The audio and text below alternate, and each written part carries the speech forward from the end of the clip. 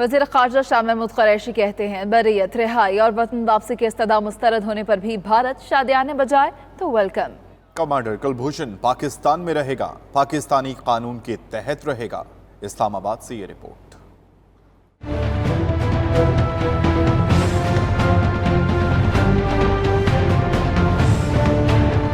وزیر خارجہ شاہ محمود قریشی نے پریس کانفرنس کرتے ہوئے کہا، کمانڈر کلبھوشن یادو کے معاملے پر ہندوستان عالمی عدالت میں گیا۔ عالمی عدالت انصاف نے کمانڈر کلبھوشن یادو کی بریت اور مکمل رہائی سے متعلق بھارتی درخواست مسترد کر دی۔ عالمی عدالت نے فوجی عدالت کے فیصلے کو ختم نہیں کیا۔ کمانڈر کلبھوشن پاکستان میں رہے گا، پاکستانی قانون کے تحت رہے گا۔ کب اور کیا کرنا ہے پاکستان خود فیصلہ کرے گا۔ ICJ نے جو ہماری ملٹری کورٹ کا فیصلہ ہے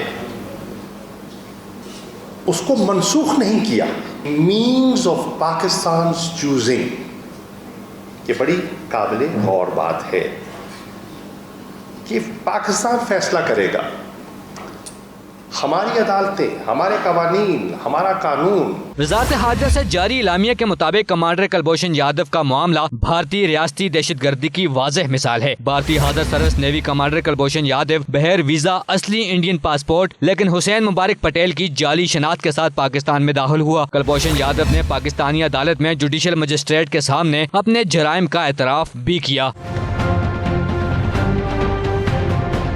اعلامیہ میں کہا گیا ہے کہ کمانڈر کلبھوشن یادو بھارتی جاسوس، تحریک کار اور دہشت گردی میں ملوث ہے۔ عالمی عدالت انصاف نے مقدمے پر نظر ثانی کا کہا ہے۔ عالمی عدالت کا پہلے بھی احترام کیا۔ پاکستان عالمی برادری کا ذمہ دار رکن ہونے کے ناطے قانون کے مطابق آگے بڑھے گا۔ عالمی عدالت انصاف کے فیصلے کی روشنی میں بھارت کو اپنے جاسوس، دہشت گرد اور تحریک کار تک رسائی کا حق ضرور ملا ہے، تاہم بھارت کو تسلیم کردہ شہری کی حقیقی شناخت واضح کرنا ہوگی۔ اب یہ پاکستانی صوابدید پر منحصر ہے کہ دو طرفہ قونصلر رسائی معاہدے 2008 کے تحت قونصلر رسائی دینا ہے یا عالمی عدالت انصاف کے فیصلے کے مطابق ویانا کنونشن برائے قونصلر تعلقات 1963 کے شق 36 کی ذیلی شق A, B اور C کے تحت۔ اس کا فیصلہ وزیر خارجہ شاہ محمود قریشی کے مطابق پاکستانی قانونی اور سفارتی ماہرین کریں گے۔